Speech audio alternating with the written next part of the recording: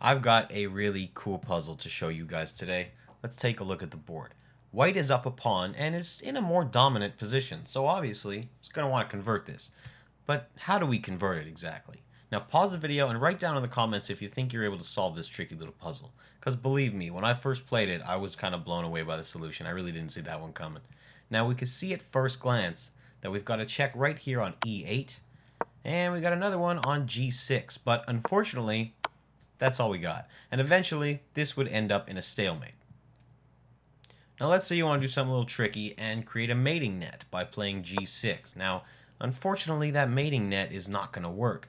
Black is going to take on g4 with a check. You can escape to f7, but then black is going to draw the game by moving the king to h7. From this point on, no matter what you play, you're not going to be able to win this game. Moves queen to g6, takes, move to h8, f8, pawn to h5, and black is just never going to leave this corner.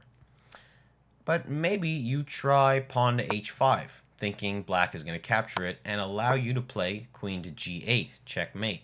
But this is really playing hope chess, and we don't really do that on this channel. Black is not going to make a blunder like that. He's going to play queen to d4 and protect this g pawn over here. And again, as white, you got no way of making any progress here. Queen to g6, king to h8. Queen anywhere else, black is just going to start checking. Now, I think this first move is fairly obvious, but then again, I've played the puzzle before. It's a move that's going to continue the attack from white, and that's pawn to f6. Now, if black takes the pawn, then white is going to have a forced checkmate in 4 moves with king to g6. Black's queen doesn't have any good checks. She can only sacrifice herself, but the result is going to be inevitable.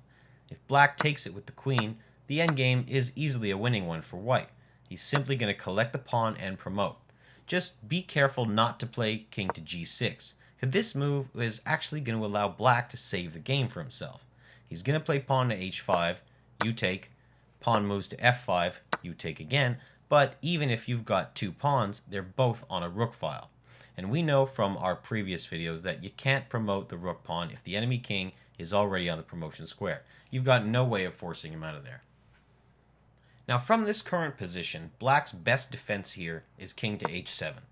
And now the real challenge begins for us. Pause the video again and tell me what your next move would be, because surprisingly, I think way too many people would blunder it right here just by taking the pawn, thinking that it's the correct way to continue.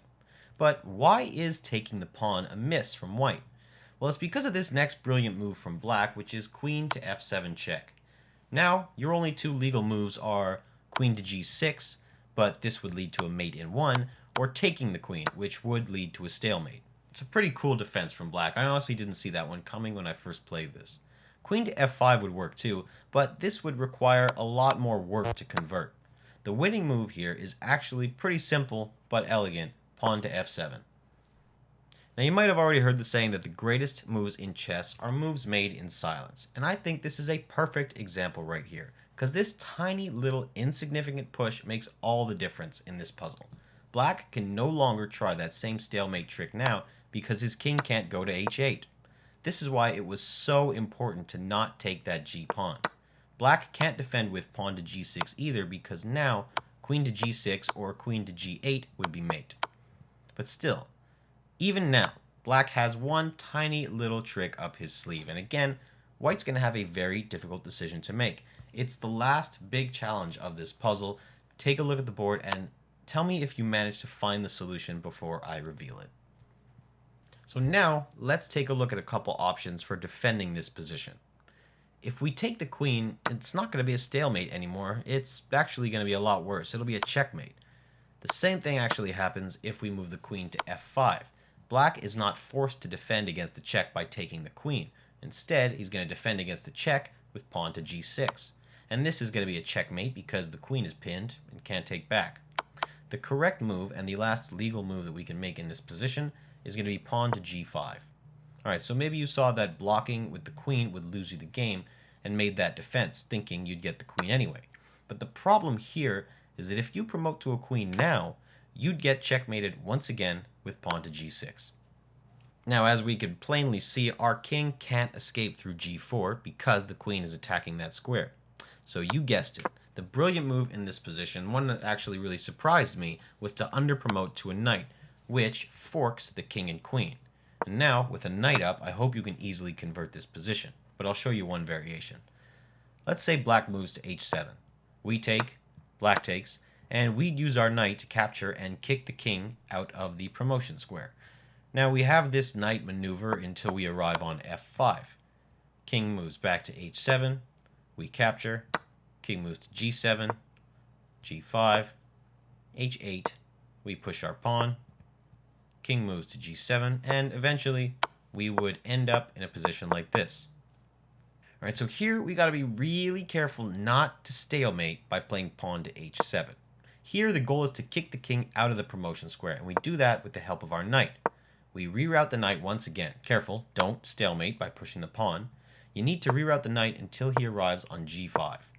Now with our knight on g5 and black moving to g8, we can now push the pawn. And if black tries to stop our pawn from promoting, knight to f7 is going to be checkmate. Now if after rerouting your knight, the black king is on h8 instead of g8, you need to change the move order. Because if you start with pawn to h7, it would be a stalemate. Instead, you need to start with knight to f7, check, king to g8, pawn to h7, and now black can't go to h8 because that square is going to be covered by our knight. So, we promote next turn. This was one under promotion puzzle that I really didn't see coming, and I have a feeling that a lot of you guys might be in the same boat as me. Let me know in the comments if you also were taken by surprise by this one. Thank you guys again so much for watching my channel, and join our community if you'd like to support us. We'll see you in the next one.